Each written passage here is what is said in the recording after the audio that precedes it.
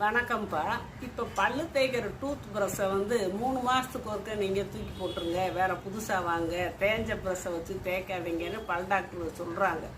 இருந்தாலும் நம்ம மக்கள் அதை நினைக்கிறதே இல்லை. அவங்க வாட்டில் எடுப்பாங்க, அவசர அவசரமாக பல்லு தேய்ச்சிட்டு போயிடுவாங்க.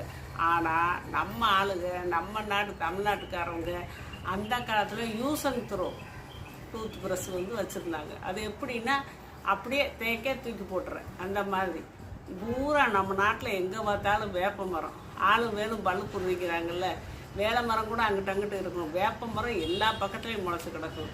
ஒரு குச்சியை உடைப்பாங்க, அதை எடுத்து நல்லா கரும்புன்னு மெல்லுவாங்க. மெல்லும் போதே அந்த கசப்பான இது என்ன திரவமெல்லாம் வாய்க்குள்ளே போய் புழு பூச்சின்னு தான் செத்து போயிடும்.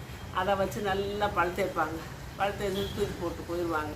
அப்படி யூஸ் அண்ட் த்ரோ டூத் ப்ரஷ்ஷை நம்ம ஆளுங்க அந்த காலத்திலே கண்டுபிடிச்சாங்க. அதை நம்ம கடைப்பிடிச்சா